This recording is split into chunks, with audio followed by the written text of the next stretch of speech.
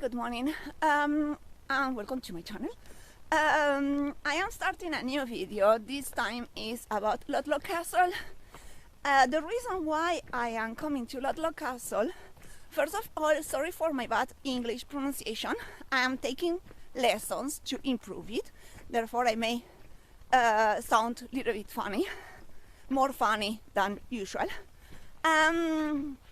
Yes, the reason why I am coming to Ludlow Castle is because I was impressed about the way some historians said Mary Tudor, the daughter of Henry VIII, made justice in this castle. This castle at the time of Henry VIII was I'm not sure if saying, well, in the border of Wales. I'm not sure if saying that was Wales or that was England, but very close to Wales. I am not in measure of saying that, but what I know from what I've been reading, the books I've been reading, this area was very violent, people was very aggressive, rude, or this one was the idea of Ludlow by the court of Henry VIII. Therefore, because England wanted to annex Wales, then instead of going for a battle and a war, they decide to try to implement English justice and English laws in Wales, because Wales, I guess as Scottish, but Wales, they were considered by the time very barbarians and not civilized at all. Therefore, Mary Tudor, as many others relatives of Henry and members close to Henry, they had to come here to distribute justice, to make justice between subjects and between people, to yes, to bring the British laws and try to show that British laws were far better than their own laws. I think Henry Fitzroy was in here as well before Mary, and he was not happy at all with the experience. It was apparently for people was a very hard experience, very rude, no one liked, because it was not exactly because they liked or not. I think it was more because they never succeed to make good judgments. Whereas Mary Tudor, according to authors, she was very capable, and she showed to her father how good she was and how good she would be as queen. Then Ludlow Castle is... Sorry, I cut the previous video. I didn't mean to. Just to say, Ludlow Castle was in fact, indeed, one of the steps in Mary Tudor's education, and that is why I am happy making this video, because it was an important step in the education at the time of Henry VIII, of the future governors of the English country. Thank you. Sorry, I cut the previous video. I didn't mean to. Just to say, Ludlow Castle was in fact, indeed, one of the steps in Mary Tudor's education, and that is why I am happy making this video, because it was an important step in the education at the time of Henry VIII, of the future governors of the English country. Thank you. The place that you see where the shop is, one, has been called the Tudors buildings. The second building, this one, was the prison. Prisoners seems to have shared their space with royals or high hierarchy people at the court, which somehow puts them in danger. The last building is where the stables is. I want to think those stables were a warm spot for those prisoners who lived with no heating. I mean, putting the prison in between two buildings preserves from colds and snows. After the stables, we find the courting wall, which is this one, the courting wall.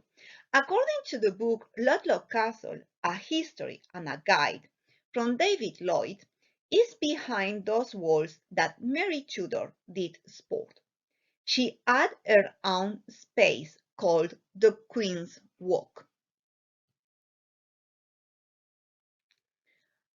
After Mortimer's tour and the ditch, which should be somewhere here, we have the main entrance. It's called the Sidney's entrance to honor Sir Henry Sidney, who lived in there between 1559 and 1586, and who was the president of the Marches during 22 years. The decoration at the top of the door shows his emblem, his mark, with Elizabeth, the first ones. When entering, we can see the rooms where the judges stayed. This one that I will show you now is the judge's lodge and is Sir Henry Sidney, who made them build in 1581. While the clip runs, I will explain you more in detail what the Marches was. The Council of Marches started in 1473 as the Council of the Prince. But this tribunal had limited powers. As I already said in the introduction of this video, English court tried to impose its laws everywhere in its kingdom and in the kingdoms surrounding, and it's between 1534 and 1536 that Rowland Lee, Archbishop of Coventry, started an aggressive action against Welsh inhabitants, wishing them to quake or frighten when hearing about the Council of Marches. This Council of Marches gives me the impression of an Inquisition tribunal, by the rudeness in Rowland's words. Anyway, the development of this tribunal started in 1530, and the highest level of production, to say it in a soft way, was between 1560 and 1641.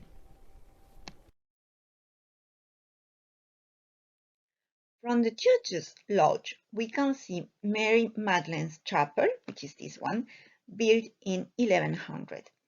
It's a very rich building of normal style. At the beginning, it was a normal style, but we will see in later slides the style changed throughout the time. We can see in this we can see in the previous picture the chapel when sunset.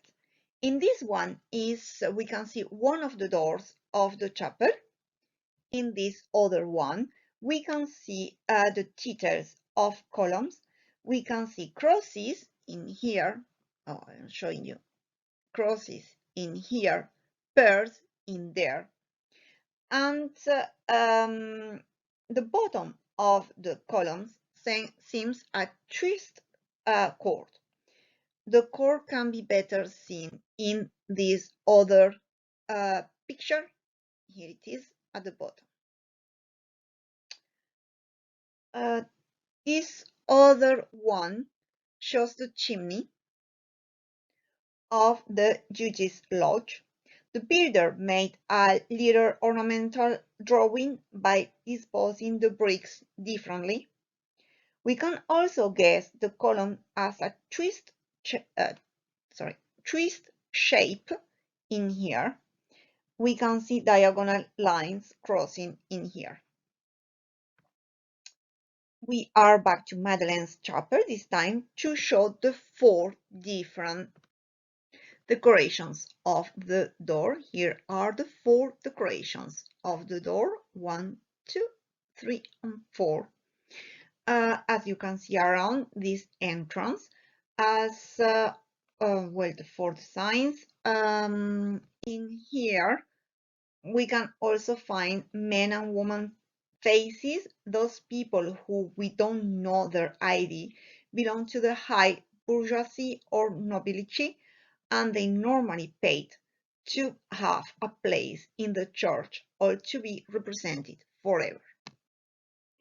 In here, in this picture, we can see 2 different decorations, but both together with pears at the base. In here, pears at the base.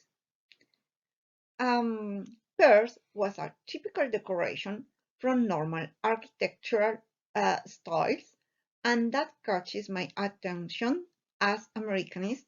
I mean, it is known that pears were collected in the Mediterranean Sea and also in coast of Africa. But where did Normans pick them up? The arc on this picture reminds me Moroccan art, if we can call it that way. The Arab architecture left in Spain under its Islamization between 700 and 1492. We can even guess the white-red color still seen in Cordoba's mosque.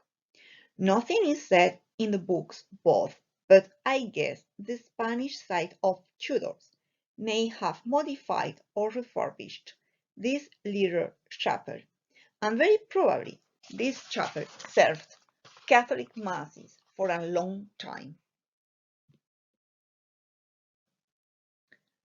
The chapel is not only extremely rich in decorations, but also in history.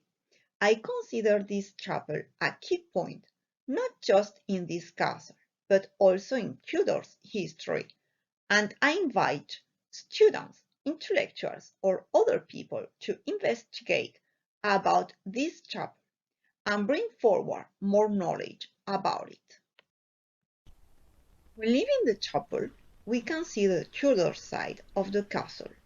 The Tudors area, the big room, the principal chamber, where spectacles and meetings were welcomed, and the solar wing.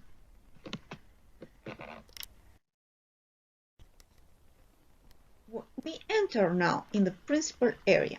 It is a splendid room with a wood balcony. I feel a princess entering by the door and looking the dancers at my feet. I can even figure out the costumes, choreography, and music. This castle makes me dream. Hi again, I hope you're enjoying this video and that you are learning a lot. Oh, I forgot to, because I'm doing the video in 3 different languages, I forgot to show you the chimney. Bear with me.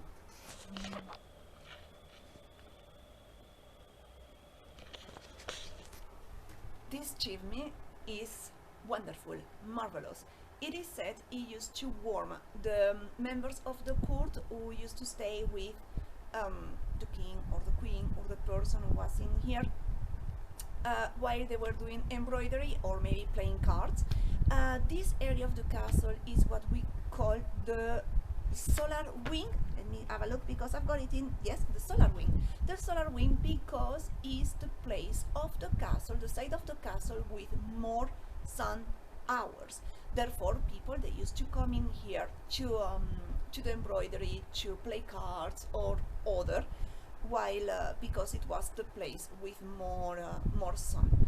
I didn't find anything about my lovely little tiny Mary Tudor when she was sent in here between 4 and 9 years old, if I remember properly, but I discovered this one is the castle where the King Arthur came for honeymoon with Catherine of Aragon, her first wife. Therefore, I think, it's my interpretation, Catherine of Aragon may have loved this castle, may have had a warm memories about this castle when sending sending her daughter, Mary Tudor. However, I've got thoughts now, because if Henry VIII sent Mary Tudor to this castle because people was barbarian, uncivilized, etc., etc., why did Catherine of Aragon came for their honeymoon? Didn't she want to enjoy great time? Normally, you don't go for honeymoon to a place surrounded by barbarians and not appreciated in the English court. Normally, um, you have to go to a place that everybody thinks is a good place of enjoyment. It's something to think about it, but by now I will show you my public. Bear with me.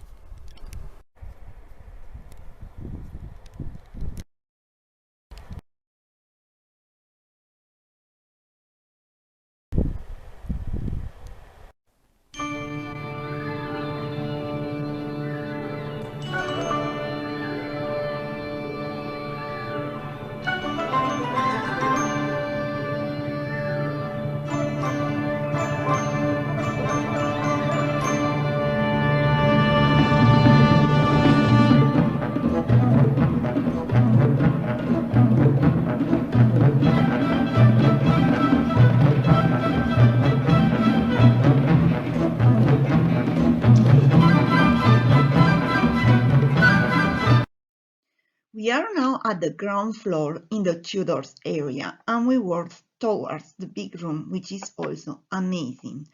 Through those stairs, through the stairs you will see, we reach the bedrooms where members of the court slept in the past. This one is the big room, and we are walking to the changing rooms where they also add their toilets done. The space in here is dark, as you will see, and intimate, in contrast to the space of the reception. Those are the stairs.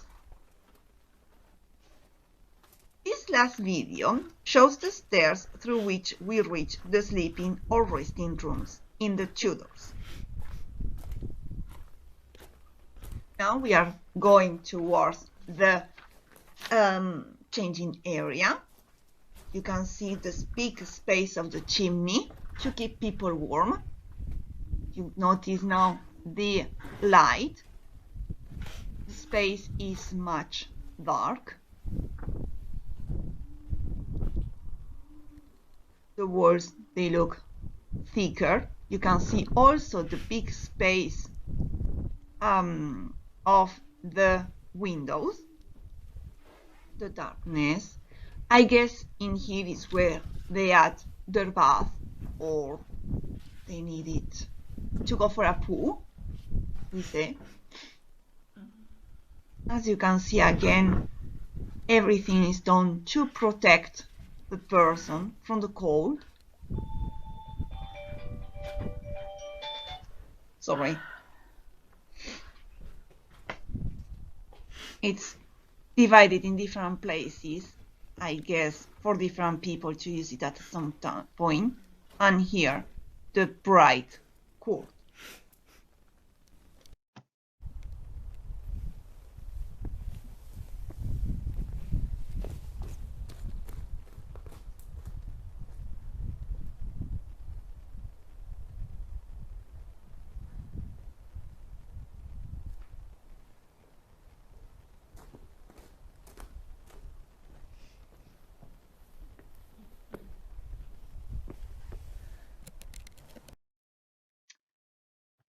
As we can see, those ones are the stairs that leads to the Tudors area,